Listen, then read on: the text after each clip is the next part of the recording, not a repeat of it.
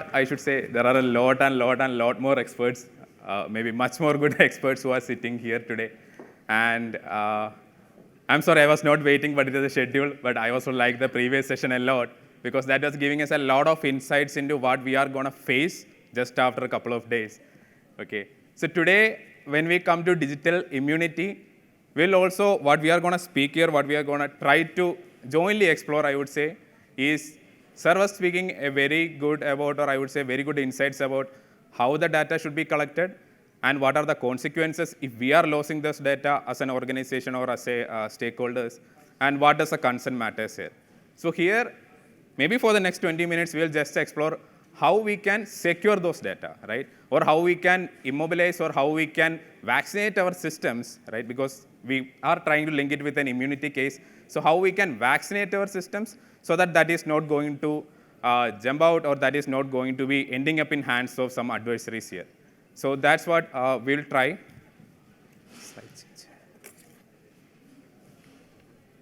So back in 2019, I guess we all know COVID came up and we all have been seeing a very new surprises without even none of us expected, right? A world will go into a lockdown and everything will get crashed and everything will take a still, right? But if we see right after that, while our entire lifestyle or even as a world we got still, what we are seeing now, all of us are seeing now is even an attack on an adversary or even an attack on any of our systems can make our business also still, right? We are seeing gas lines or gas pipelines getting attacked because of which the entire supply is getting blocked. And sadly, we are also seeing hospitals getting attacked, which is actually ending up in causing a lot of lives or causing a huge threat to the lives, right? Or even an attack on a manufacturing industry, while it may not affect the current pipeline, but it can affect the business in a very much highlight, right?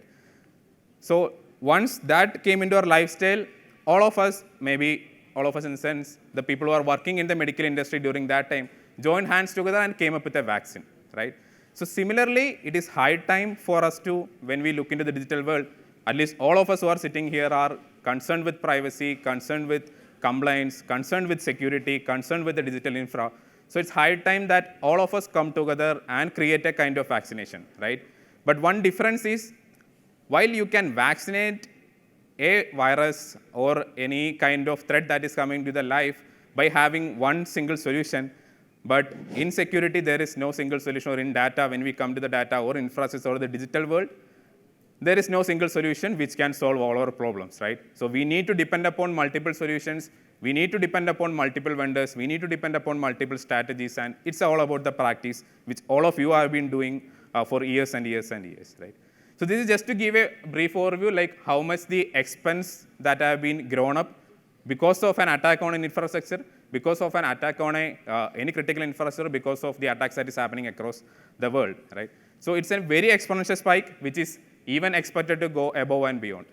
And definitely I'm not here to explain each of these because you would have, all of you, or I think most of you are already various certification holders who would be knowing much in depth about this.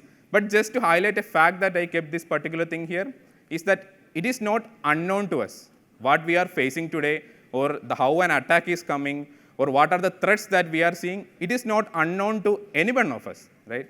I can guarantee tell that anybody who is sitting here is well aware about these top 10 and much more, maybe much more attacks that you would have faced, which I would have never ever known also, right? So that is the reality. But still, why are we getting again hacked? Or why are we getting, why is the adversaries getting a much more targeted things? Or why is adversaries able to get into the systems even if we are securing, right?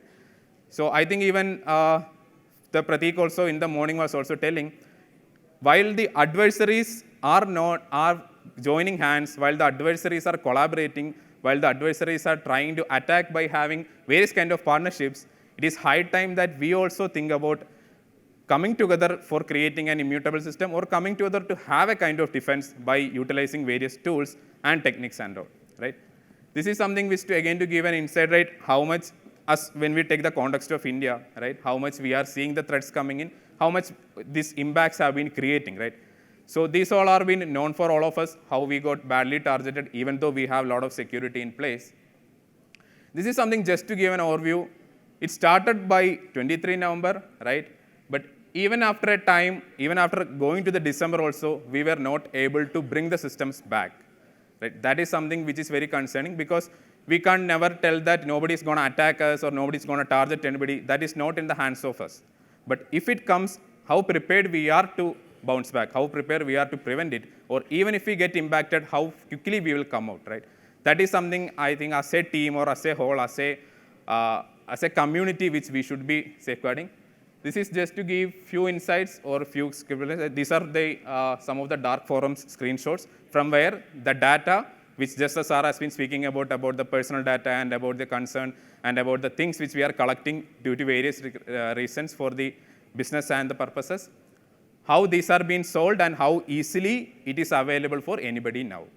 Previously, way back, if we go back 3 years or 4 years back, that time getting a data to be downloaded once some breach comes was too difficult, right?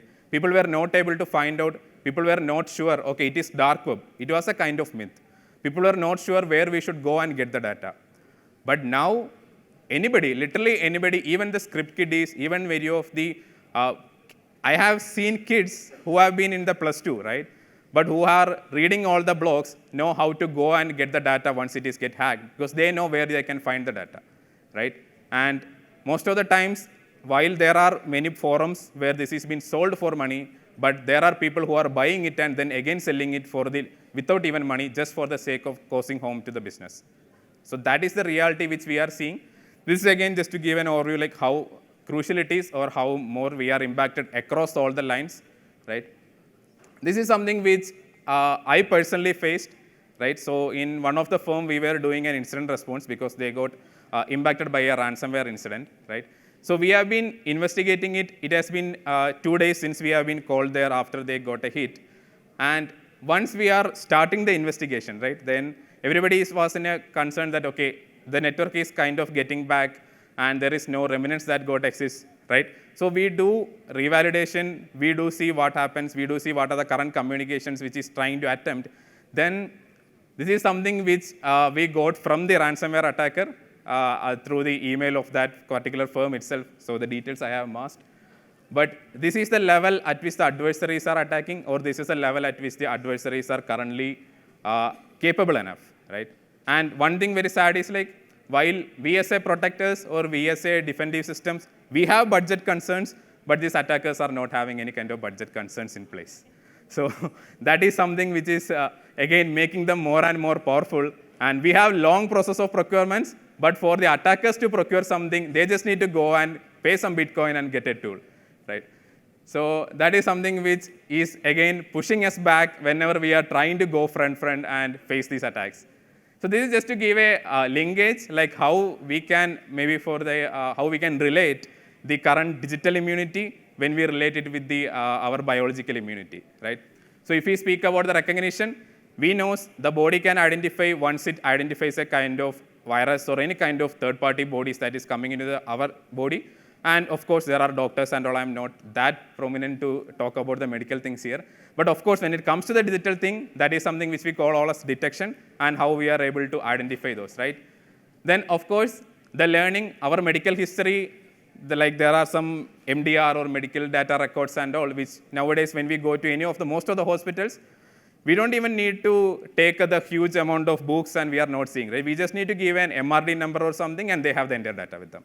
So there is a learning, so the systems are learning. And now similarly, when it comes to the security, there are adaptive learnings. There are systems like user entity behavior analytics. That is the place where AI and ML is also coming into picture, where the system learns the behavior, where the system learns the previous attacks, where the system learns the context that has been given in and that it responds, right? Then when it comes to the response, yes, we will depend upon our own immunity, or like vaccines and all, we are injecting something into our body that will help us to defeat against these, right? Similarly, when it comes to the digital side, or when we come to our infrastructure side, we have various countermeasures. We have a lot of systems, like we have the front line of defense, we have IDS, we have IPS, and to automate all those, now we have the latest trend, which is security orchestration, automation and response, and a lot more, right? So we have SOAR, we have XDR, and I think getting R into everything, or the matching or the marriage of every component with R is something which is happening in a huge trend now. So EDR is happening, XDR is happening, NDR is happening. So response is not something which is, the marriage is happening like a Mahabharata now, right? So there is memory, which means that, okay, the system, once we put something into our body, the body remembers, okay, I have this immunity, or the body knows where to look for getting the immunity of that. Like that, when we come to the digital immunity, we have something like predictive capability. Like, this is not any OEM specific or not any vendor. It is not something which we alone do. It is something which most of the OEMs, or I would say all the top level folks are doing. Like, there are predictive capabilities, how the AAML is helping in various areas of the systems. Of course, I know the moment I speak about AAML, everybody's mind would be now coming like, oh, okay, you tell about AAML, but we are fed up with false positives. But that is something that also comes along with the marriage there. So you need to fine-tune, we all need to fine-tune, give enough business context, spend some time with the system, configure the systems properly, give the proper context so that that can be fine-tuned, right? Then, of course, the recovery. Recovery is about how prepared we are when we are facing an attack. That I think most of the auditors or most of the respectable CISOs and CIOs, you all have very large experience in putting together plans like how it should be recovered or how it can be recovered, even in the case of vast attacks, right? So this is something, these are some of the vulnerabilities or the critical vulnerabilities which you can also look upon, because the moment you first buy a solution for a VA, like any VA solution, irrespective of the OEM, the moment you buy it and you run it across your infrastructure, you will be fed up with more than 10 or 50 or maybe 75 plus a lot of vulnerabilities, right? But is it possible for us or the current SOC, or as per the current capabilities which we are, is it possible for us to go beyond each of them and close it? While, yes, that is something which all like to dream about, which we all like to wish to happen. But even then, there are limitations where we can't go behind all the vulnerabilities at once. There needs to be some prioritization.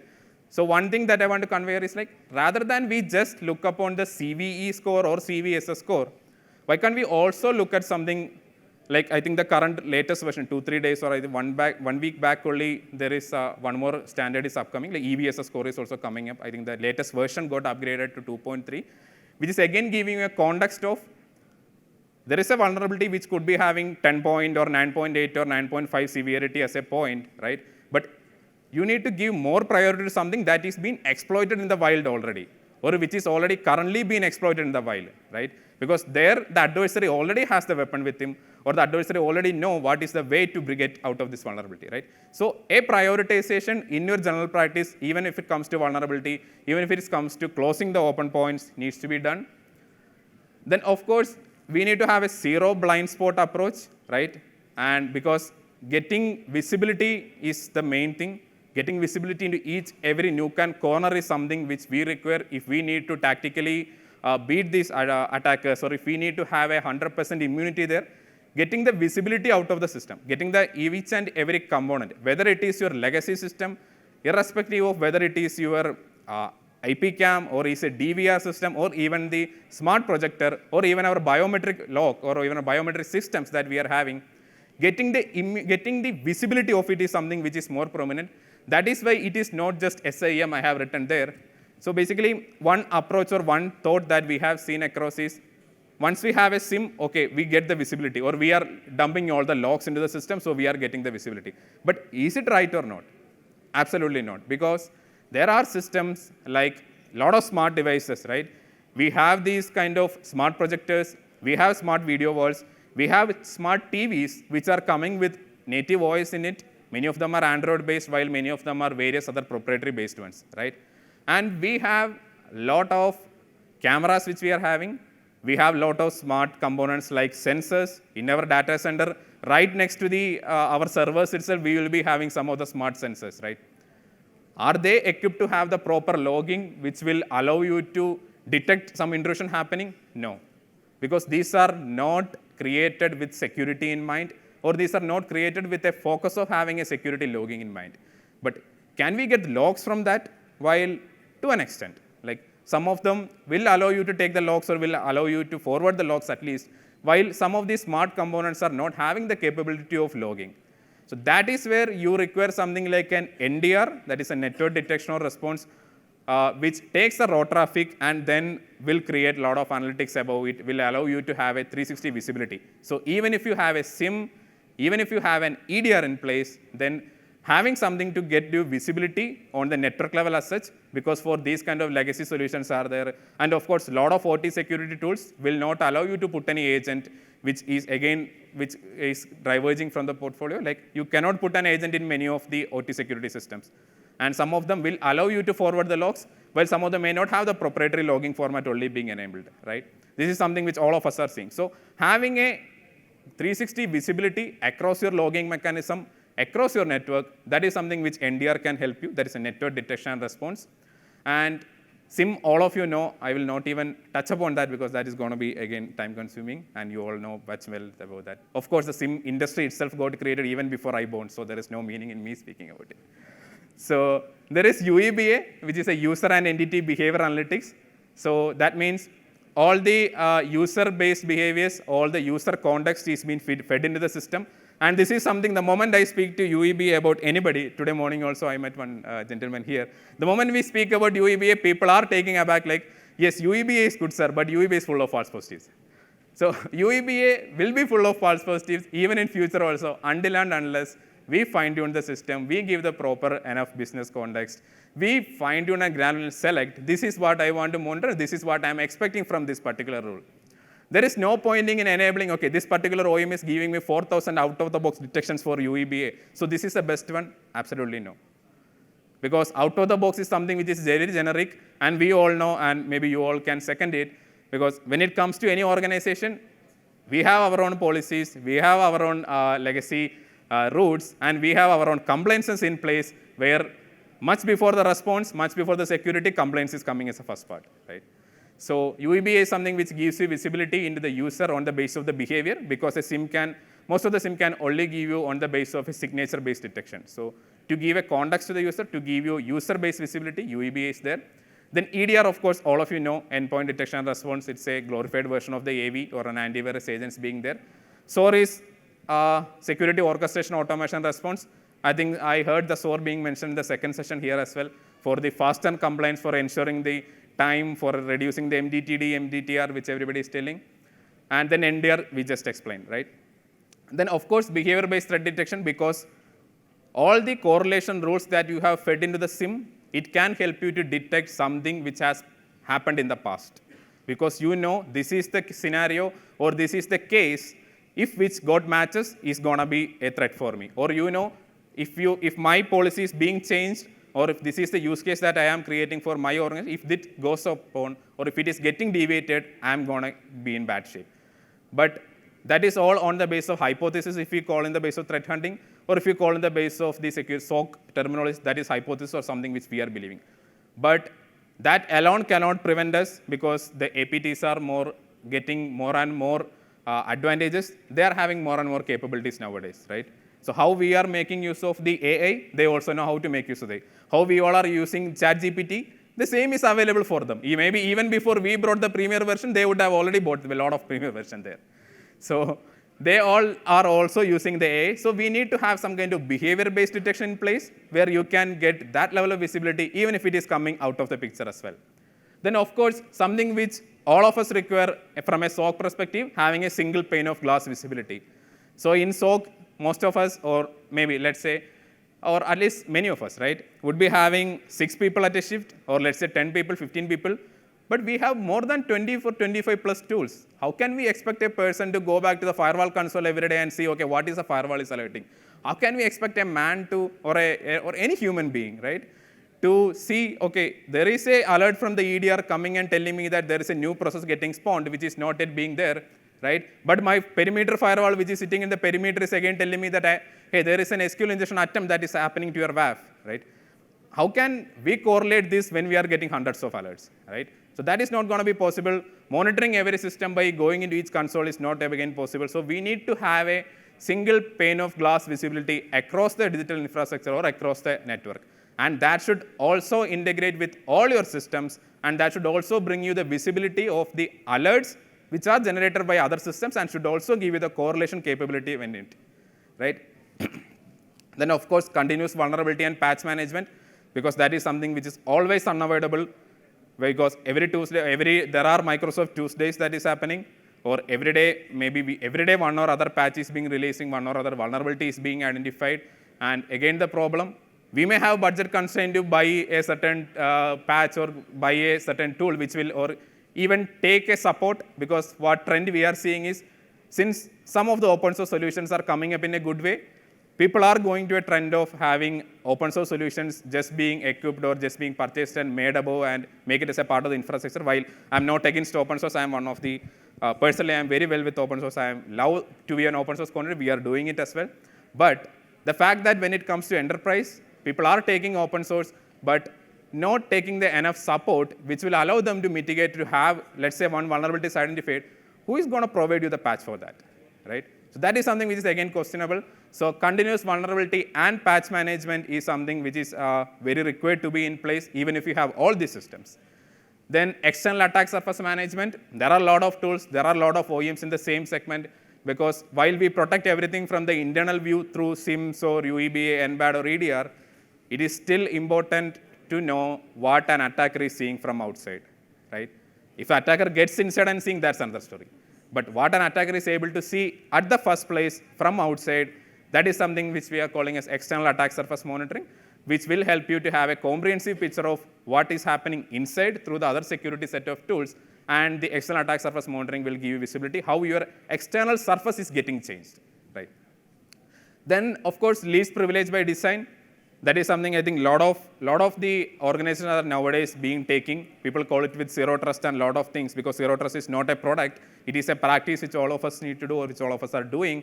But having a least privilege by design means you don't need to give the entire privilege to everybody, right? Let's take a case of hospital. The nurses who are only working on the hospital management system need not have an access to the internet, right? Or need not have an admin privilege, or need not even have a requirement of having the PowerShell to be there, or need not have the WMI tools to be installed there. But the fact that these tools are, which is required only for certain people like IT admin, or some of the core people who are working on the infrastructure provision and all, is being, the fact that that is being given and spread across everybody, that's make the attacker more and more easy, because they are not security aware, or they are not meant to be that security aware as well, right? So that is something which talks about least privilege by design. Then the second thing, similarly about the privilege, internet access across all the devices in the infrastructure and the organization? Definitely no. That is not something which would be required until and unless that is a SaaS-based company, or if we are nowadays, a lot of us are fully SaaS. I met somebody from GitLab today, and they are also telling like, okay, we are fully expanded across the globe and we are fully remote workers. Then of course you will require the internet across all the devices. But take the case of most of the critical infrastructure that we are having, or let's talk about the case where we are now, as a nation we are now, we still don't require, many of the organizations are running fully on-prem or on their private cloud data centers, where they don't require a full-blown systems to be having the internet in place. Because these may feel so small. Many of you may be feeling, okay, somebody is coming and telling me that, okay, there is no requirement of having internet across. Yes, it is that small, but that is something which could have saved a lot of us. Then real-time threat intelligence. Of course, threat intelligence, by real-time, it does not mean that you need to get a real-time threat intel feed, but at least you need to have a threat intelligence mechanism where you can have a tip platform, or your SIM can have an integration with threat intel or any other security tool. But having access to multiple threat intel providers, either it is an open source or a free or a premium, whatever the affordability that relates on organization, but having the threat intel integrated is very crucial, because you don't need to miss out on somebody giving an intelligence that, hey, I got attacked from this IP, or this is the email that got a phishing email to me. You don't need to miss out it, right? That is going to something which is going to add one more value. There is no problem in having more threat intel feed to you. Then of course, automation, orchestration response. Let's take the case of a large infrastructure, and let's say that, okay, we are seeing people, or we are seeing organizations having 40 plus firewalls across the India, and still not embracing the automation. The problem is, okay, you identified an attack, you identify a data breach happening. By the time your analysts manually, or your network operators manually going into the firewalls and changing it across the 40 plus firewalls across your nation, by the time whatever the attacker need to take, they would have taken back. Or let's hope that this happened on a public holiday, where the Friday was also a holiday, followed by a Saturday, Sunday. Most of the day, if it happens on the Thursday night, done. There is nobody going to sit and do this. So that is the place where we need to bring out the orchestration and the automation, where we can reduce the time that we may take for the response across a large infrastructure, right? So it also acts like a force multiplier for the existing SOC, where even if you have few people, let's say you have 10 people in place, but having such a kind of automation can help you to achieve more because you can automate the systems. But still, some real life stories on working with SOAR, still most of us, or I would say all of us, are a bit skeptical when it comes to automation. Even now, there has been requirements when we try to, when we are working with SOAR with some of the customers. People, even it is meant for automation, people do tell, hey, your automation is good, but in the playbook, can you have a module which will ask me for a confirmation before even executing it? So that is the reality that we see here. While it will change, it's a maturity model where you can't expect 100% ROI on a SOAR from the day one. So it will take a time, but that is something which we should also embrace, the automation assignment. Then of course, the configuration hardening of the firewalls and all kind of network devices. This is just to give a view how such a kind of system can work. You can have your OT security devices, you can have your on-prem applications, while you can have your SaaS, you can have your control zones. If it is a OT, then if it is a power sector, you can have your subdivisions. But the data means the logs, the flows, the network traffic, the alerts that each and every dedicated security solutions are giving, right? You have EDR, you have antivirus, you have WAF, you have IDS, IPS, you have a lot of solutions, right? The alerts from each of these, when all these can be combined or brought to a central security big data lake, which will act as a central place where you get the entire data coming to converge to one place, right? It can be SaaS, it can be on-prem, depending upon the organization. But once you get such a place, then you can achieve a lot of things which we are doing manually now or which we are missing currently, right? That is some place where you can correlate between the alerts. That is some place where you can try to at least identify, like a lot of alerts would be there. What is the prominent one that is going to impact me more? Which is the alert that my SOC team should be looking at as the first place, right?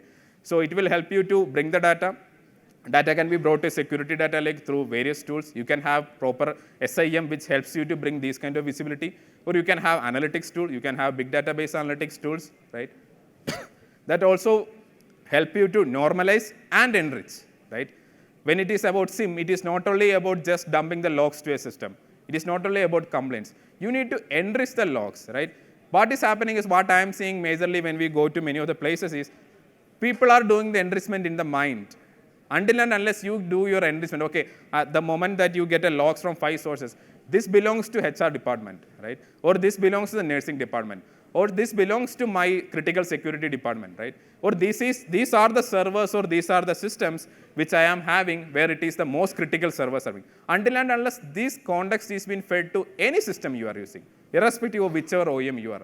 Until and unless we fed this information to the system very correct way, that enrichment, if we keep on doing it in the mind, the systems are going to give us false positives only. That's absolute reality. So once you have the enrichment happening in real time, then you can have this kind of technology where you can integrate with the threat intel, you can leverage the automation for the quick analysis or for the quick responses, and you can also add more context. You can work with your ITSM tools, you can have your incident management, you can then integrate with a lot of compliance-related tools, GRC tools and all, so that you can also have a risk-based dashboard which will again give you the visibility, right? But you always will have a security big data lake in place where you don't need to again depend upon the firewalls, no. You don't need to again go to EDR and search, no. Do you need to go to firewall and search for the last 1 month log? Absolutely no, because a firewall's job is not that, right? So that is something which I want to give an idea here, like where you can bring the data, some of the practices, some insights, and some experience and some points that I want to share. I think we are also running out of time. I should be also stopping in 30 minutes. Any questions, anybody? I'll be free to answer.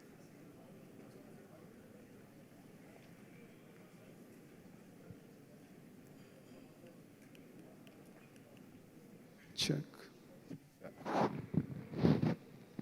Or we'll just run. So thank you, everybody. Okay. Thank you all. Thanks for the time.